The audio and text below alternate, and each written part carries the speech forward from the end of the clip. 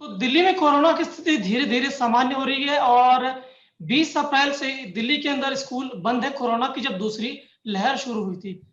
अब दिल्ली के अंदर एक बार फिर से स्कूलों को खोलने को लेकर शिक्षा मंत्री मनीष सिसोदिया ने अभिभावकों से रायशुमारी करनी शुरू कर दी। इसको लेकर उन्होंने ईमेल आईडी भी जारी किया और उन्होंने कहा कि आप इसके अंदर अपनी रायशुमारी बता सकते हैं कि स्कूल को खोला जाए, किस तरीके से अब बच्चों की पढ़ाई को शुरू किया जाए। लेकिन क्या स्थिति है फिलहाल, क्या अभिभावक बच्चों को अपने स्कूल भेजना चाहते हैं? किस तरीके से स्कूलों के अंदर तैयारी है? हमारे साथ स्कूल के प्रिंसिपल, अभिभावक और टीचर एसोसिएशन के सदस्य जुड़े हैं, उन्हीं से बात करते हैं, जानते हैं क्या कुछ है, क्या कुछ चाहते हैं कि सरकार अभी किस तरीके से स्कूल खोले या अभी वो स्कूल खोलने के पक्ष में नहीं है। हमारे साथ विद्या बाल भवन स्कूल के प्रिंसिपल डॉक्टर सतवीर शर्मा जी जुड़े हुए हैं, अपराजिता गौतम जी है, parent association Delhi parent association की अध्यक्ष है, संतराम जी है, डिस्ट्रिक्ट सेक्रेटरी वेस्ट है, गवर्नमेंट स्कूल टीचर एसोसिएशन से, और कई स्कूलों के जो पेरेंट्स हैं वो भी हमारे साथ जुड़े हैं। तो हम शुरुआत करते हैं सीधा विद्या बाल भवन स्कूल के प्रिंसिपल डॉक्टर सतवीर शर्मा से। सर, क्या कहेंगे जिस तरीके से सरकार ने स्कूल खोलने को लेकर अभिभावक, शिक्षक और बच्चों से राय मांगी, आप क्या कहेंगे? देखिए, जो शिक्षा मंत्री जी ने आज ईमेल दिए हैं, अपनी जनता से रायशुमारी करने के लिए उन्होंने इंफॉर्मेशन दी है, मैं उसका बड़ा स्वागत करता हूं। और 1.5 साल से जो बच्चे घर पर बैठ करके एजुकेशन ले रहे थे, चाहे वो ऑनलाइन मोड था या जिस भी तरह से वो ले रहे थे, तो उसमें सबसे बड़ी अगर हम देखें तो चिंता का विषय था कि बच्चों को जब हम स्कूल में पहले बुलाते थे, इस सिचुएशन से पहले हम कहते थे कि मोबाइल और नेट बहुत दूर होना चाहिए, लेकिन इस सिचुएशन ने बच्चों के लिए मोबाइल और नेट दोनों की पॉसिबिलिटी बढ़ा दी और हमने 1.5 साल तक बच्चों को इससे पढ़ाया है। लेकिन आज अगर देखें तो चौक और टॉक इसका सब्स्टिट्यूट हमारे पास कभी नहीं निकल के आया है। घर पर क्लासरूम बन गए हैं, ये अच्छी बात है। मदर्स को एज ए टीचर और प्रिंसिपल हमने नॉमिनेट किया था, ये भी बहुत अच्छी बात थी। लेकिन जो सिचुएशन है उसमें कहीं ना कहीं बच्चों की डेवलपमेंट रुक गई है। लेकिन अगर दूसरी तरफ देखें तो बच्चों की जान सबसे ज्यादा महत्वपूर्ण है, बच्चों की सुरक्षा सबसे ज्यादा महत्वपूर्ण है। तो मैं तो यही कहूंगा कि स्कूल अगर खोले भी जाते हैं तो उससे पहले बहुत सारी चीजें हैं जिसको लेकर के हमें तैयारियां कर लेनी चाहिए। ये बात अलग से नहीं होगी कि सिर्फ स्कूल ही उस तैयारी को करे। मेरे अनुसार पेरेंट्स को भी बहुत अच्छी तैयारी करनी चाहिए। पेरेंट्स को बहुत अच्छा समझना चाहिए कि अगर स्कूल खुलते हैं तो उससे पहले पेरेंट्स को ये तैयारी करनी पड़ेगी कि अगर बच्चे को किसी भी तरह से कोई भी परेशानी महसूस हो रही है तो वो उस दिन उस बच्चे को स्कूल ना भेजे। तो इसकी भी हमें बहुत बड़ी चिंता है कि अगर स्कूल खोल दिए जाते हैं तो स्कूल कैसे बच्चों की सुरक्षा को, मापदंड को तैयार करेंगे, और उसके लिए तैयारियां हैं। लेकिन सबसे पहले मेरी राय है कि हम बच्चों की सुरक्षा को ध्यान में रखते ही कोई निर्णय लें।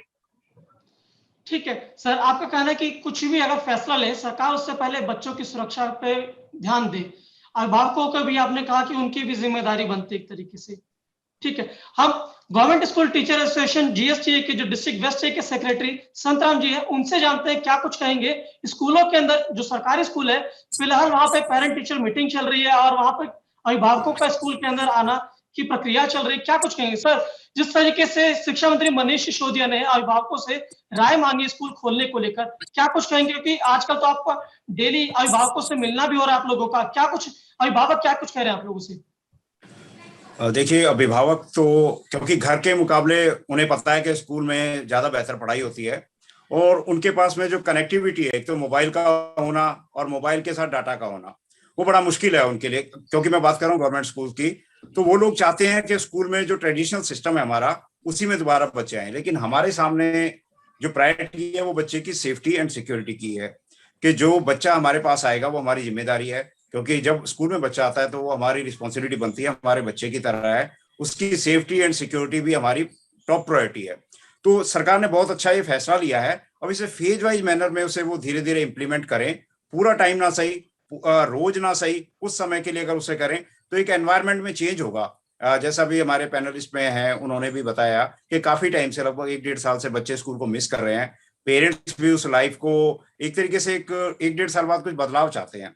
तो एक अच्छी पहल है, उसे फेज वाइज मैनर में कम समय के लिए स्टार्ट किया जाए, तो जिससे पॉजिटिव रिस्पॉन्स आएगा बच्चों में भी और टीचर्स में भी। एक डेडलॉक है जिसे कह सकते हैं, कई बच्चे ऐसे 6ठी और 9वीं में ऐसे बच्चे हैं जिन्होंने स्कूल की शक्ल ही नहीं देखी अभी तक, सिर्फ इन्होंने एडमिशन ले लिया है, वो स्कूल की बिल्डिंग को फोटो में देखते हैं लेकिन वो फिजिकली वहां पर नहीं आ पाए हैं। तो अगर ऐसा होगा तो बहुत अच्छी बात है, हम उसका स्वागत करते हैं, लेकिन सुरक्षा के साथ में कोई समझौता नहीं होना चाहिए। सर, जैसे कि आपने कहा कि सुरक्षा के साथ कोई समझौता नहीं होना चाहिए, मोबाइल की दिक्कत है, डेटा की दिक्कत है। हम सीधे बात करेंगे दिल्ली पेरेंट एसोसिएशन के अध्यक्ष अपराजिता गौतम जी से, उनका क्या कुछ कहना है, क्योंकि जो पेरेंट एसोसिएशन है लगातार वो कह रहा है कि फिलहाल स्कूल खोलने के पेरेंट एसोसिएशन पक्ष में नहीं है। अब जिस तरीके से दिल्ली में कोरोना की स्थिति धीरे धीरे सामान्य हो रही है, पेरेंट एसोसिएशन क्या अब पक्ष बदला है, या जिस तरीके से जो स्टैंड उनका पहले था आज भी वो उसी स्टैंड पर कायम है? जी अपराजिता मैम, क्या स्टैंड है आपका? Thank you Ganesh ji. देखिए, स्टैंड की अगर मैं बात करूं, पहले मैं इस प्रश्न पे आना चाहूंगी जो दिल्ली सरकार ने अभी ये जो कल मेल की बात की है, तो हमें ये समझना होगा दिल्ली सरकार ने ये जो मेल वाला शगुफा छोड़ा है कि दिल्ली के स्कूलों में दो तरह के बच्चे, दो तरह के स्कूल हैं हमारे, गवर्नमेंट स्कूल और प्राइवेट स्कूल। ये जो पीटीएम हुई है, जैसे अभी हमारे साथी संतराम जी ने बोला और आपने भी बोला, अभी पीटीएम चल रही है। पीटीएम के थ्रू बहुत सिलेक्टिव पेरेंट्स वहां पे गए और उनसे उनकी राय मांगी गई, और वो पेरेंट कौन से हैं, आप ये भी समझने की जरूरी बात है कि वो पेरेंट है गरीब, जिनके पास वो अपने बच्चों को मोबाइल या लैपटॉप देने की उनकी हिम्मत नहीं है। वो डेफिनेटली चाहेगा कि उनका बच्चा एक बार स्कूल में आए, कुछ पढ़ ले, क्योंकि गरीब के पास एक यही है, अपनी रोजी रोटी वो किसी तरीके से कमा रहा है, उसको लगता है मेरा बच्चा पढ़ लिख जाएगा तो हमसे बेहतर कमाई हो जाएगी। तो कहीं ना कहीं उनके दिमाग में बच्चे की सुरक्षा और शिक्षा दोनों इक्वल बैठती है, वो एक पल को सुरक्षा में चांस लेना चाहते हैं। यहाँ पर मैं इसलिए जोर दे रही हूँ कि स्टेटमेंट ये भी आया है कि दिल्ली सरकार ने इसलिए ये निकाला जारी किया क्योंकि सरकारी स्कूलों से पीटीएम करने के बाद वो प्राइवेट स्कूलों पे आ रहे हैं। अब पीटीएम के बारे में जानना चाहूंगी कि पीटीएम में 1000 स्कूल हैं, कितने स्कूलों में पीटीएम हुई? क्या दिल्ली सरकार ने ये आंकड़े जारी किए कि हमने इतने स्कूलों में पीटीएम की और इतने पेरेंट्स ने आके हमें बोला हाँ हमें चाहिए और इतने बोला ना चाहिए?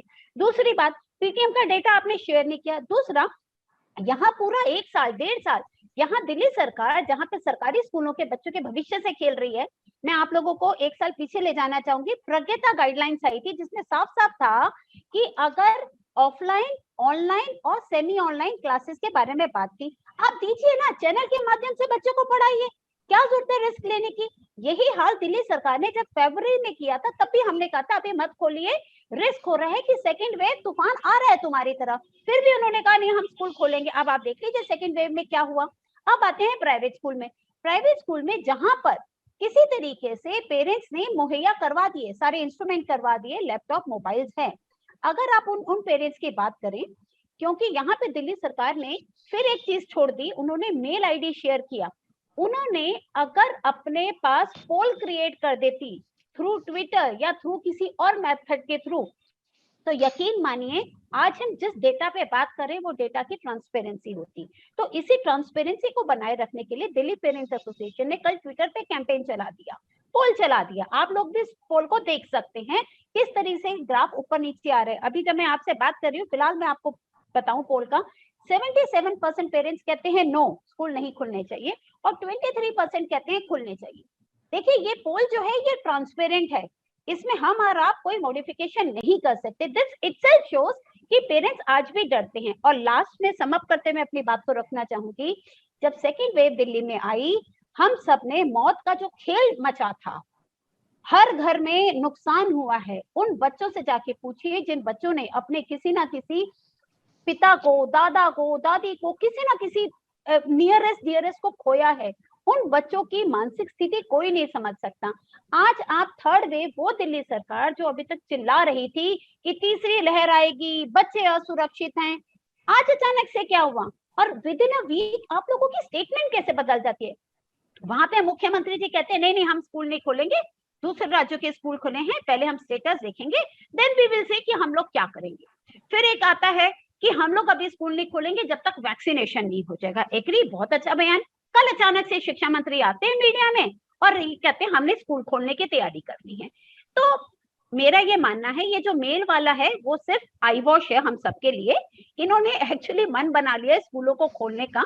बट यहाँ पे पेरेंट्स हैं, मैं ये चाहूंगी जब ऑब्वियसली आप इन सबका स्टेटमेंट लेंगे, एवरीथिंग शुड बी ट्रांसपेरेंट। और सबसे बड़ी बात यह है, राजनीति में शिक्षा का विषय उठना चाहिए, बट शिक्षा में राजनीति नहीं लानी चाहिए, और खासकर तब जहां पे बच्चों के स्वास्थ्य और खासकर उनकी जिंदगियों का सवाल हो।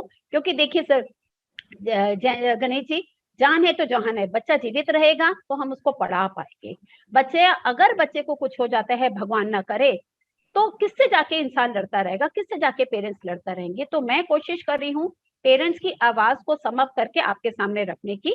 तो यही है, आज की डेट में 77% जो पेरेंट्स हैं वो आज भी नहीं चाहते स्कूल खुले, क्योंकि वो ग्राउंड रियलिटी जानते हैं।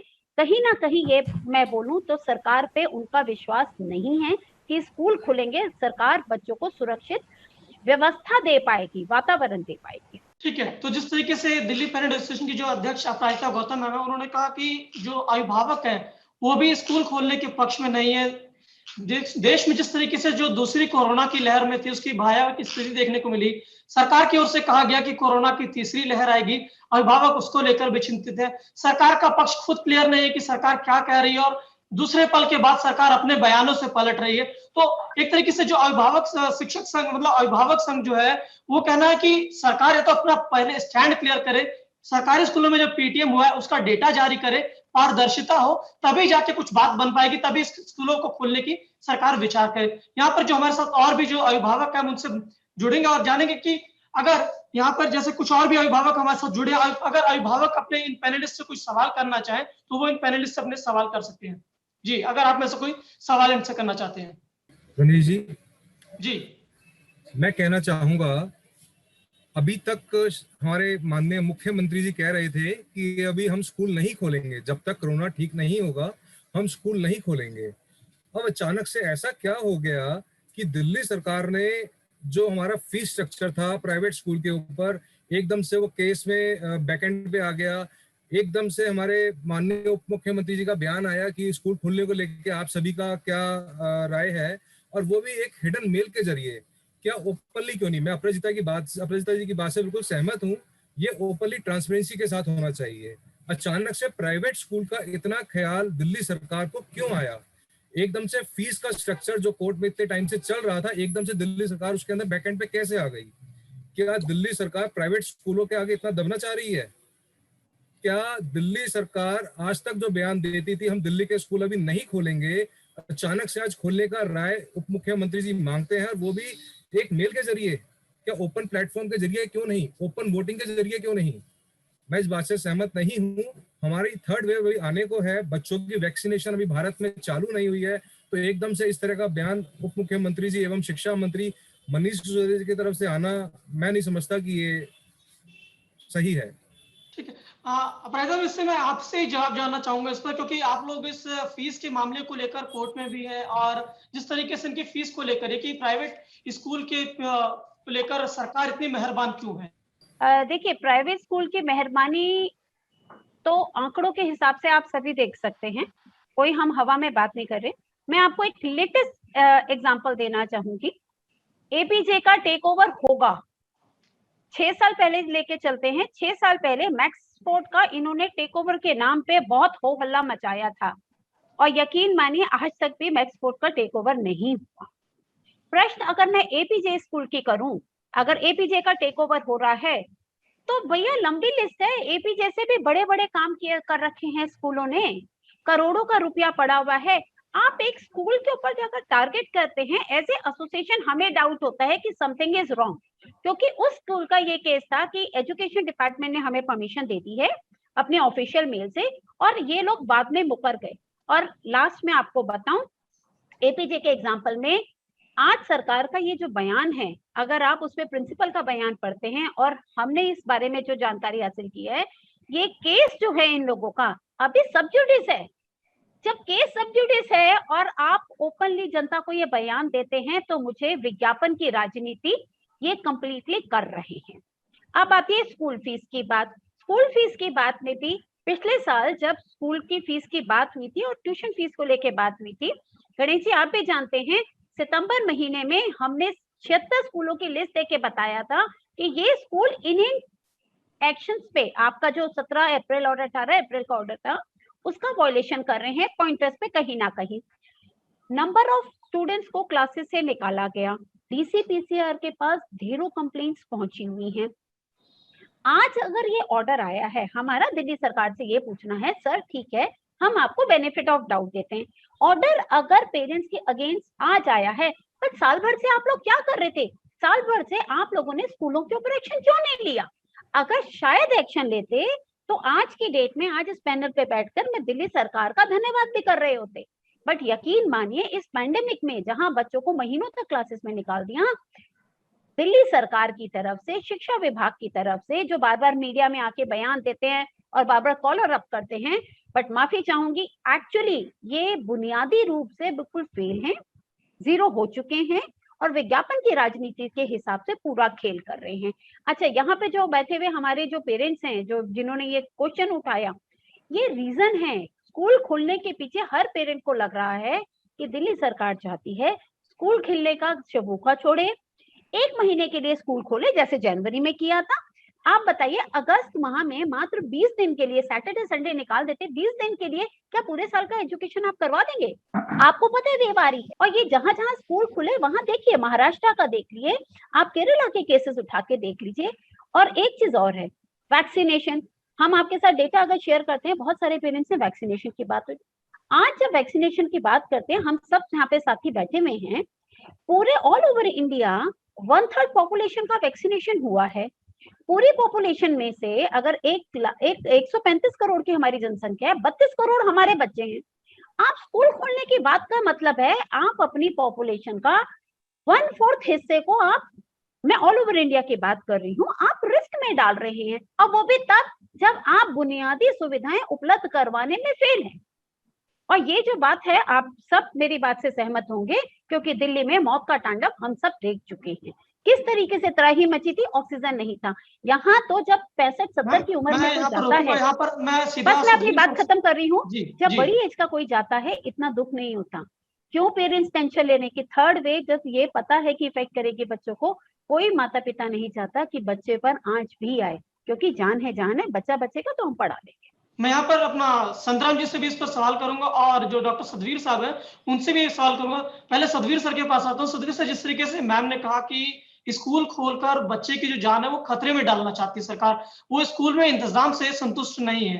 देखिए, सरकार जो भी स्टेप लेने जा रही है, सबसे पहले तो मैं अपने पैनल को बता दूं कि स्कूल अगर जो चला रहे हैं लोग, या जिन लोगों के स्कूल है, या टीचर जो उसमें स्कूल है, वो भी अपनी जान और जान को सुरक्षा रखने के लिए वो भी सबसे पहले पहल करेंगे।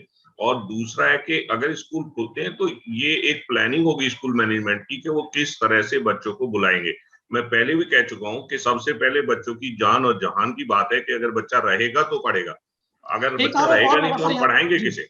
लेकिन उसके साथ हमें थोड़ा सा ये जरूर ध्यान रखना पड़ेगा कि जो बच्चों का डेवलपमेंट है वो एक लाइव क्लास के बिना नहीं हो पा रहा है। लेकिन जो कोरोना की तीसरी लहर आने का दावा किया जा रहा है या बताया जा रहा है, उसको लेकर के भी हम लोग चिंतित हैं। और हम खुद चाहते हैं कि अभी बहुत जल्दी से स्कूल ना खुलें, पहले उसका सर्वे हो, उसका ठीक से पहले निवारण हो, पेरेंट्स को ट्रेनिंग मिले, टीचर्स को ट्रेनिंग मिले, स्कूल में वो सारी चीजें उपलब्ध हों, डिस्टेंस को ध्यान रख करके किया जाए, जिस रूम में हम बैठे हैं उस रूम को सैनिटाइज करने का कैसे हमारा प्रोसेस होगा।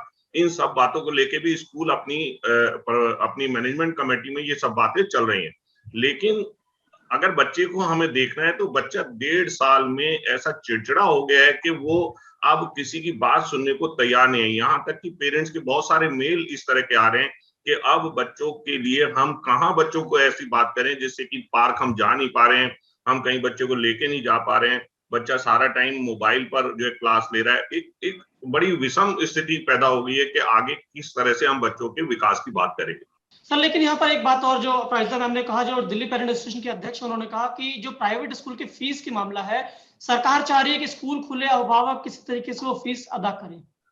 देखिए, जहाँ फीस का मुद्दा है, जो भी आप बता रहे हैं, मैं समझता हूँ कि पेरेंट्स को ये मालूम है कि हमें पढ़ाना है और उसका जो भी फीस है वो देनी है। उसके साथ स्कूल मैनेजमेंट भी इस विशेष रूप से ध्यान रख रहा है कि अगर किसी पेरेंट्स को कोई प्रॉब्लम है तो वो उस तरफ अपना पूरा सपोर्ट करने के लिए भी तैयार है, लेकिन कहीं ना कहीं मिसयूज भी हो रहा है और कहीं ना कहीं उसको सपोर्ट भी मिल रही है। तो दोनों ही तरफ की बातें हैं और इसमें मैं नहीं समझता कि अगर स्कूल में बच्चा चाहे वो ऑनलाइन क्लास ले रहा है या वो स्कूल आके लेगा, जैसे हम पेरेंट्स सफर कर रहे हैं ऐसे ही हमारी टीचर भी सफर कर रहे हैं, क्योंकि वो भी एक पार्ट ऑफ ह्यूमन है, उनके घर में भी बच्चे हैं, वो सारी चीजें हैं। तो मैं समझता हूँ कि पेरेंट्स और टीचर और स्कूल मिलकर के जो काम कर रहे हैं वो एक सराहनीय काम है। और इस ऐसे दौर में जहां एक पूरे विश्व में इस तरह की स्थिति पैदा हो गई है, तो मैं तो यही चाहूंगा कि पहले बच्चों के जान की बात की जाए और उनकी सुरक्षा की बात की जाए, उसके बाद दूसरी बातें की जाए। मैं यहाँ पर गवर्नमेंट स्कूल टीचर एसोसिएशन से जो डिस्ट्रिक्ट सेक्रेटरी संतराम जी उनसे एक बार पूछना चाहूंगा कि स्कूलों के अंदर जो भी पीटीएम चल रही है, अभिभावक आ रहे हैं, तो अभिभावकों का क्या कुछ कहना है? क्योंकि अभी स्कूलों के अंदर सरकारी स्कूल में जो पीटीएम चल रहा है वो 31 तक चलेगी। उन अभिभावकों का जब टीचर से बात हो रही है तो वो अभिभावक क्या कुछ करे, क्या वो स्कूल अभी अपने बच्चों को भेजने के पक्ष में है या नहीं?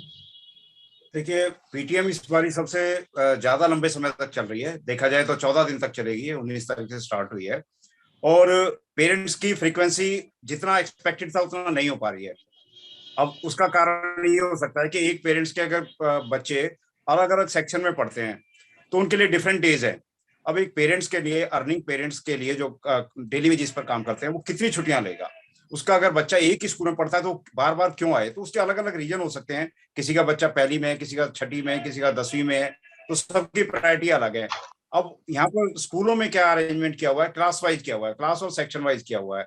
तो जो पेरेंट्स आ रहे हैं, सबसे पहले तो उनकी शिकायत यही है, क्योंकि बच्चा जो है वो घर में रह करके उस तरीके से सीरियसली काम नहीं करता है। क्योंकि हमें भी, जब हम इस अनुभव से गुजरे हुए हैं, हमें पता है कि बच्चा एक दूसरे को धोखा देने की कोशिश करता है। क्योंकि जब हम ऑनलाइन क्लास ले रहे होते हैं तो जो जो प्रैक्टिकल प्रॉब्लम्स हमें हैं वो हमें पता है कि बच्चा उसमें कैजुअल एटीट्यूड होता है। वो जानता है कि हम उसे नहीं देख पा रहे हैं। दो गैजेट्स हमें यूज करने होते हैं, एक उसे मॉनिटर करने के लिए, जब हम लोग क्लास पढ़ा रहे होते हैं तो बच्चे लेफ्ट कर जाते हैं। तो ये बहुत बड़ी प्रॉब्लम है। उस पॉइंट ऑफ व्यू से तो ये देखा जाता है कि अगर बच्चा ट्रेडिशनली स्कूल में पढ़े तो ही उनके लिए, बच्चों के लिए कुछ गेन हो सकता है। अब वो सिचुएशन ऐसी आ गई है कि उस सिचुएशन में हम भी लाचार हैं। हम सरकारी निर्देशों का मतलब प्रतीक्षा कर रहे हैं कि वो क्या निर्देश आए, लेकिन ये भी है कि वो लचर व्यवस्था होती है, निर्देश कुछ होते हैं और ग्राउंड लेवल पर कुछ और होता है। तो सेफ्टी के साथ में, मैंने पहले भी बताया कि किसी के बच्चे के साथ में कुछ भी मिसहैपनिंग ना हो, ये हमारी टॉप प्रायोरिटी है। पढ़ाई में तो ठीक है, धीरे धीरे अगर आएंगे तो हम उन्हें कॉप अप कर लेंगे बच्चे भी, क्योंकि बच्चों के साथ में हमारा अटैचमेंट होता है। अब ये सरकार ने देखना है। पेरेंट्स की फ्रीक्वेंसी कम है, फ्रीक्वेंसी उस हिसाब से उतने पेरेंट्स नहीं आ रहे हैं। मैंने एक कारण संभावित ये भी बताया कि लंबे टाइम तक ये पेरेंट्स मीटिंग चल रही है और पेरेंट्स में भी शायद उतना क्रेज नहीं है। अगर वो लेकिन सर क्या पेरेंट्स अपने बच्चों को स्कूल भेजने का भी पक्ष में नजर आ रहे हैं? जी देखिए, क्योंकि मैं गवर्नमेंट स्कूल से, जो हमारा अपना अनुभव है गवर्नमेंट स्कूल से है, वो भेजना चाह रहे हैं। क्योंकि उसकी वजह ये है कि उनके पास में, जहां पर वो लोग रहते हैं, वहां इतना इंफ्रास्ट्रक्चर नहीं है कि बच्चों को खेलने की जगह भी उन्हें ढंग से मिले। एटलीस्ट गवर्नमेंट स्कूल में इतना बढ़िया एनवायरनमेंट उन्हें खेलने के लिए मिल सकता है, ऑलराउंड डेवलपमेंट के पॉइंट ऑफ व्यू से। और देखिए, पेरेंटिंग भी अपने आप में एक चिड़चिड़ापन हो जाता है बच्चों के साथ में रह करके, एक लंबे समय तक वो बच्चे उनके साथ में रहें। तो पेरेंट्स भी ये चाहते हैं कि कुछ समय के लिए चेंजेस हो जाए, और चेंजेस होने के पॉजिटिव रिस्पांस दोनों तरफ से मिलेगा, बच्चों की तरफ से भी, पेरेंट्स की तरफ से भी और टीचर्स की तरफ से भी। तो हम लोग उसके लिए मानसिक रूप से तैयार हैं, क्योंकि देखिए कभी ना कभी तो पहल हमें करनी ही पड़ेगी। हाँ, ये कि हिदायतें हम जो है ध्यान में रखें, लापरवाही ना करें। हम ये जिद ना करें कि पूरे टाइम के लिए खुलेगा, हम ये जिद ना करें कि रोज आएंगे बच्चे। तो पहले के हिसाब से हमें अनुपात ध्यान में रखना पड़ेगा। बच्चों की फ्रीक्वेंसी को और उनकी जो क्वांटिटी है हमें इतनी रखनी पड़ेगी कि जो सोशल डिस्टेंसिंग वगैरह है वो सारे नॉर्म्स को हम मैक्सिमम फॉलो अप कर पाएं, क्योंकि सेफ्टी सबसे बड़ा हमारा प्राइम कंसर्न है। ठीक है, हमारे साथ जो पेरेंट्स जुड़े हैं उनसे ये प्रश्न जानना चाहेंगे कि क्या जिस तरीके से चाहे जीएसटी के सदस्य, उनका ये कहना है कि जो पहले जो तरीके थे कि सीमित बच्चों को बुलाया जा रहा था, कुछ ही क्लास के बच्चों को बुलाया जा रहा था, सोशल डिस्टेंसिंग का पालन करते हुए बुलाया जा सकता है। फिर पेरेंट एसोसिएशन की ओर से कहना है कि अभी वो तैयार नहीं है। प्रिंसिपल साहब का कहना है कि स्थिति करना पड़ेगा, पहल करनी पड़ी। तो पेरेंट्स क्या सोचते हैं, हम पेरेंट्स से जानना चाहेंगे। जी, thanks a lot ma'am and everyone in the association. मैं आशीष चोपड़ा, सॉरी यहाँ 10% क्लीनिंग नजर आ रहा है, मेरा कंपनी का नाम। मेरे 2 बच्चे हैं 9th और 8th में, and they are studying in Army Public School Dhaula Kuan. मैं बस आपके माध्यम से सरकार से भी और जो यहाँ हमारे सीनियर सर बैठे हैं, प्रिंसिपल साहब, डॉक्टर साहब भी, डॉक्टर शर्मा जी। मैं सर कुछ एक सवाल आपसे करना चाहूँगा पॉइंट वाइज कि सर खुदा ना खास्ता अगर स्कूल खुलता भी है और खुलने के बाद बच्चा अगर वहां पे आया और वो इन्फेक्ट हो गया या वो इन्फेक्शन ले आया, तो क्या आप अगले दिन क्लासेस बंद कर देंगे जिस क्लास में वो है? क्या ये वो अगले दिन वो जो टीचर है आप उसको लीव पे भेज देंगे? वो जिस जिस क्लासेस में गई है उस क्लासेस को आप लोग बंद कर देंगे? या वो जिस बस में ट्रेवल कर रहा था उस बस में एक पैनिक की सिचुएशन आ जाएगी कि एक एक्स बच्चा था, इसको कोविड हो गया, अब इसके माध्यम से सबको होने वाला? तो क्या सरकार ने कोई रोड मैप बनाया सर इसके विषय में? एक चीज खोलने से पहले हम एक रोड मैप बनाते हैं। This is not about sanitisation. Sanitisation sodium hypochlorite से हो रही है सर। सोडियम हाइपोक्लोराइड इज जानलेवा प्रोडक्ट।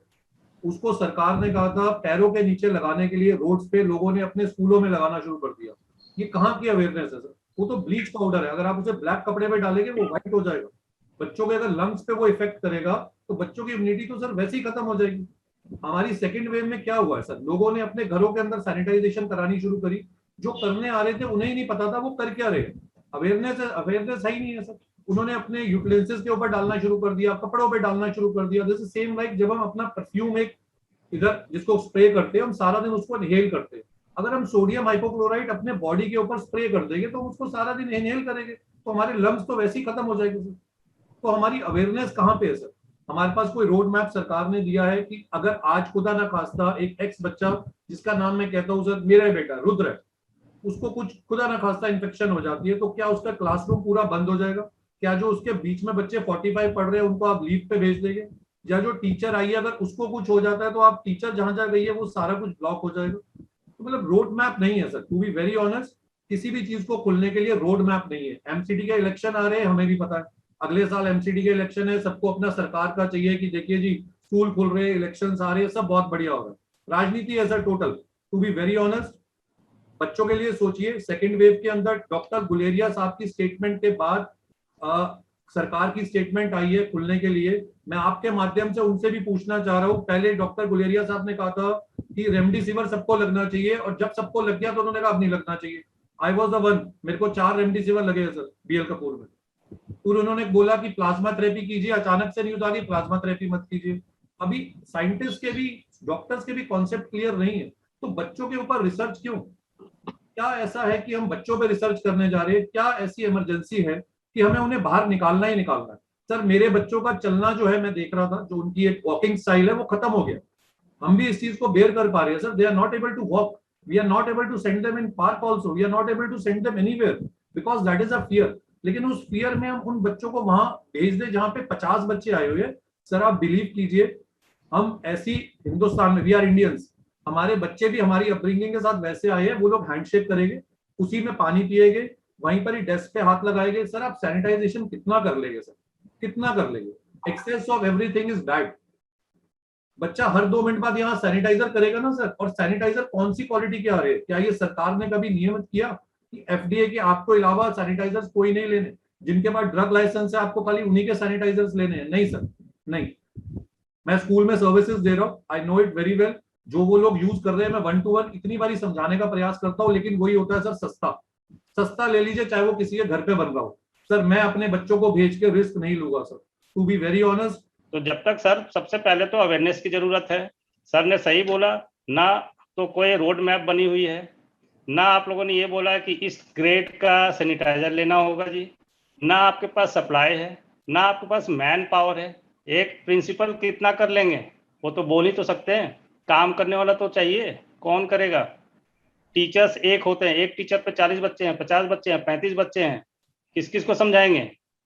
50-50% आप काम कराएंगे। बिल्कुल अभी प्रॉब्लम हो रही है। हम सारे लोगों को, बच्चों को घर में लैपटॉप देना, मोबाइल देना, आंख तक एकदम सभी लोग उसी पे लगे रहते हैं, घुसे रहते हैं उस पे। तो प्रॉब्लम्स तो है। कहीं ना कहीं इसको निकालने के लिए मेरे हिसाब से सरकार को तो चाहिए था कि स्टेप बाय स्टेप करे। अगर अभी तो वैक्सीनेशन नहीं हुई है, थर्ड वेव आने वाला है, वो भी सभी लोग को पता है बच्चों पे अटैक करेगा। तो बच्चे, जो बड़े बच्चे हैं, कम से कम पहले उस चीज को तो वहां तक तो जाए। यूनिवर्सिटीज खोलिए, कॉलेजेस खोलिए, पब्लिक आएंगे, देखेगा क्या स्थिति, उसके बाद आप बच्चों पर आइए ना। आप बीच को हटा दिए, नीचे में आ गए। तो मैं आपके माध्यम से ये रखना चाहूंगा। Thank you. सर जिस तरीके से प्रवीण सर का कहना है कि स्कूल खोलने की जल्दबाजी क्यों, यूनिवर्सिटी, कॉलेज, इन सब के बारे में क्यों नहीं सरकार कह रही है? क्या फीस एक कारण हो सकता है या क्या? ना आज तक वैक्सीनेशन कितने आपके हुए हैं?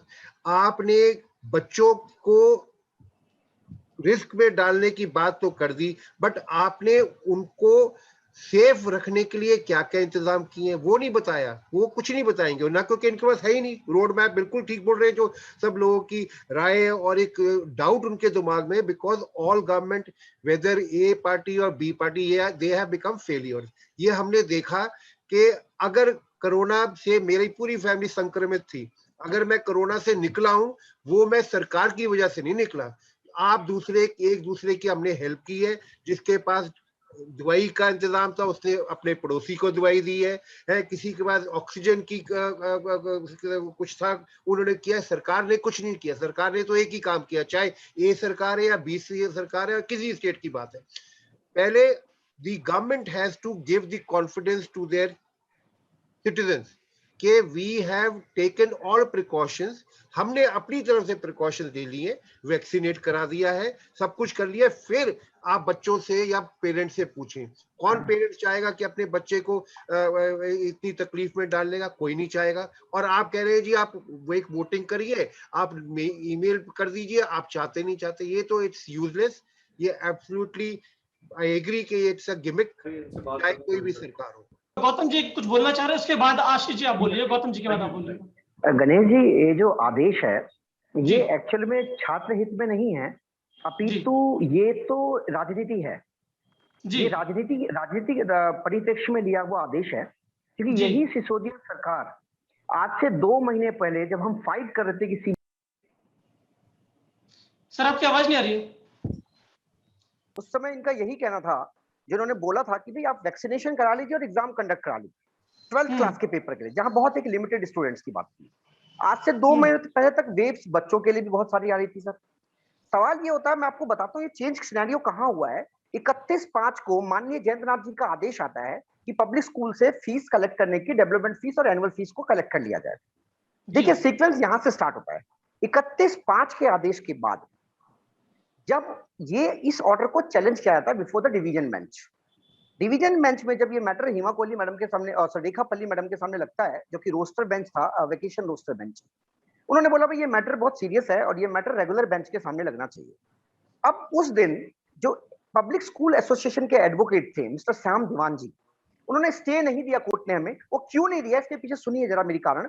श्याम दीवान जी ने ऑफिशियली एक स्टेटमेंट रिकॉर्ड कराया, till the next date of hearing हम एग्जिस्टिंग सिस्टम को ही फॉलो करेंगे। Till the next date of hearing हम एग्जिस्टिंग सिस्टम को फॉलो करेंगे। ये बिल्कुल इनडायरेक्टली स्टे है, हमें इसमें कोर्ट में जाने की जरूरत ही नहीं थी। इस ऑर्डर को सुप्रीम कोर्ट में हमें चैलेंज नहीं करना चाहिए था सर। इसके बावजूद भी इसको सुप्रीम कोर्ट में चैलेंज किया गया, और सुप्रीम कोर्ट में चैलेंज इसीलिए किया गया ताकि इसकी थ्रेशोल्ड डिसमिसल हो जाए और हमें ये अथॉरिटी मिल जाए कि पब्लिक से फीस कलेक्ट कर लें।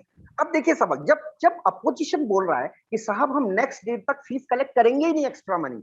अब क्या हुआ सर, इस आदेश के बाद कुछ स्कूलों ने फीस कलेक्ट करनी स्टार्ट कर दी। जब सुप्रीम कोर्ट से डिसमिसल हुआ, उसका ग्राउंड किसी ने देखा। सुप्रीम कोर्ट ने ये बोला कि ये मैटर ऑलरेडी रोस्टर बेंच के सामने लगा हुआ है, डिवीजन बेंच के सामने, उन्होंने कोई इंटरिम प्रोटेक्शन नहीं दिया है, तो कोई बात नहीं। अभी आपको श्याम दीवान जी का ऑफिशियल स्टेटमेंट रिकॉर्ड पे है सीनियर एडवोकेट साहब को कि सर हम नेक्स्ट डेट तक लेंगे ही नहीं, और नेक्स्ट डेट 12 जुलाई थी। तो 12 जुलाई तक जब वो फीस ले ही नहीं सकते थे तो साहब जी इनको सुप्रीम कोर्ट जाने की जरूरत क्या थी? वहां से इन्होंने इसको डिसमिसल करा लिया। अब जैसे ही डिसमिस हुआ, एक इमेज बन गई कि भाई स्टे नहीं हुआ, आप फीस को कलेक्ट करना स्टार्ट कर दें। अब सुनिए मेरी बात, अब जब 12 जुलाई को रोस्टर बेंच के सामने लगना था ये मैटर, तो 1 जुलाई को दिल्ली सरकार, जो इसमें मुंह की खाई थी अपने आदेश में, जो मेन पक्ष था पेरेंट्स, उसकी तो बात सुनी नहीं उन्होंने एक आदेश जारी कर दिया, साहब जी अब हम हार गए, अब आप फीस कलेक्ट कर लो। अब यानी कि अल्टीमेटली यहां भी 2 फार हो गया। 450 स्कूल जो कोर्ट गए हुए थे उनको फीस कलेक्ट करने की परमिशन दे दी गई। भाई तुमने क्यों दी? तुम्हारे पास ऑडिट रिपोर्ट्स हैं इनके? तुमने इनके अकाउंट्स चेक किए? अल्टीमेटली ये मैटर कहीं रेज ही नहीं हुआ, क्योंकि इनकी मंशा ये थी कि बस किसी तरह आदेश पारित कर लिया जाए, सरकार की बदनामी ना हो। अब जब सब दिल्ली सरकार ने खुद ही, जब 12 को मैटर लिस्टेड था और स्कूल बिल्कुल शांत थे, इन्होंने एक आदेश जारी कर दिया, नहीं you are authorized to collect. अब क्या हुआ साहब जी, अब कलेक्शन अब भी नहीं हो रही है, क्योंकि पेरेंट्स क्या डेट पे डेट आगे लगती जा रही है, 30 तारीख, 25 तारीख, 23 तारीख, पेरेंट्स भी सोच रहे हैं बाद में देंगे। अब क्या कि पेरेंट्स इनकी पकड़ से बाहर है, क्योंकि अल्टीमेटली नोटिस दे रहे हैं, नोटिस पे नाम काट नहीं सकते क्योंकि जनता ने साफ ऑर्डर किया हुआ है। अब ये कहते हैं किसी तरह एक बार बच्चा आ जाए, बच्चे को हम डिस्टिंग्विश कर दे, भाई तुम्हारी फीस नहीं आई, 2 दिन बाहर कर दें, बच्चों की पेरेंट्स भाग भाग के फीस जमा कराएंगे और 1 महीने बाद फिर लॉकडाउन हो जाना है। तो अल्टीमेटली जब एक बार फीस कहीं से भी पेरेंट्स पे कर देंगे, एरियर्स हम कलेक्ट कर लेंगे, तो हम कह देंगे ठीक है जी अब कोविड दोबारा स्टार्ट हो गया। साहब जी, जब 18 मार्च 2020 को स्कूल्स क्लोज हुए थे, उस समय दिल्ली में कितने केस थे? तब तो आपने स्कूल को आगे बढ़कर बंद कर दिया और आज ऑलरेडी 60-65 रिपोर्टेड केसेस हैं। प्रेडिक्शन है कि बच्चों की वेव आएगी। 5 दिन पहले पुडुचेरी में 20 बच्चे एक साथ एडमिट हुए हैं। थिकली पॉपुलेटेड स्टेट है ये, आप बाकी स्टेट से कैसे कंपेयर कर सकते हैं? 9th क्लास में 90 बच्चे हैं साहब जी, कैसे? जहां सरकारी स्कूल में पानी की सप्लाई टॉयलेट्स में ठीक नहीं है, वहां आप सैनिटाइजर दे पाएंगे? पॉसिबल ही नहीं है सर। ये तो सिर्फ और इस सरकारी हितों को ध्यान में रखकर नहीं लिया गया है, ये पब्लिक हितों को, स्कूल को हितों, क्योंकि क्यों जागे एकदम से ये? जी, आपकी आवाज नहीं आ रही है। जी जी जी अरुण जी, मैं आशीष जी के पास जाना चाहूंगा। आशीष जी, आप कुछ कहना चाह रहे थे? हाँ जी, मैं बस आपके माध्यम से एक बार डॉक्टर साहब से ये कहना चाह रहा था। मैंने कहा डॉक्टर साहब, अभी आपने कहा कि साइड इफेक्ट्स बहुत है, बच्चे घर पे बैठे हैं, हम लोग भी लैपटॉप के ऊपर पैसा खर्च कर रहे हैं, खराब हो जाते हैं, और जो बीपीएल के लोग हैं, जो बिलो पॉवर्टी लाइन है, वो भी अपना कहीं ना कहीं से कहीं पैसे लेके कुछ लेके they are also purchasing second hand mobiles, ताकि वो बच्चों को ऑनलाइन क्लासेस दे पाए। सर, आपने एक टर्म सुनी होगी, medical term, that is called steroid. Steroid जब डॉक्टर्स देते हैं ना सर, तो वो कहते हैं इसके साइड इफेक्ट्स की चिंता मत कीजिए, पहले अपनी जान बचाइए। तो ये जो कोविड का टाइम चल रहा है ना सर, ये बिल्कुल सेम वैसे ही है। अभी we have to save our kids life. हमें ये नहीं देखना सर उसके साइड इफेक्ट्स कितने ज्यादा है या वो उसके आफ्टर इफेक्ट्स कितना आएंगे या बच्चों पे कितने पड़ेंगे। अभी सबसे पहले है sir, we have to save them sir. तो ये स्टेरॉइड के साथ मैं खाली एक मेडिकल टर्म के साथ आपको कंपेयर कर रहा हूँ सर, खाली आपके शेयर कर रहा हूँ चीजों को, क्योंकि अक्सर ये देखा गया सर मेडिकल के अंदर भी, आपकी जब जान बचनी होती है तो स्टेरॉइड्स का भरपूर उपयोग होता है, उसके साइड इफेक्ट्स नहीं देखे जाते। तो अब ये सेम टाइम चल रहा है, this is the same time what we are bearing in terms of our business also, in terms of jobs also. सब लोग कुछ ना कुछ बेयर कर रहे हैं सर, और उसके ऊपर बच्चों के ऊपर अगर कुछ बात आ जाए तो सर मेरे हिसाब से पेरेंट्स की बैकबोन टूट जाएगी सर, पेरेंट्स की बैकबोन टूट जाएगी। सतवीर सर, इस पर आप क्या कुछ कहेंगे? जिस तरीके से अगर मैं गौतम जी की बात करूं या आशीष जी, इन दोनों अभिभावकों की बातों को लेकर आप क्या कुछ कहेंगे? मैं पहले भी मैंने बात की है, दोबारा बोल रहा हूँ कि बच्चों की सुरक्षा को पहली प्राथमिकता देनी है। उस सुरक्षा के बाद अगर कोई मानक ऐसे बनते हैं, मैं अब अपनी इस बातचीत को विराम दूंगा।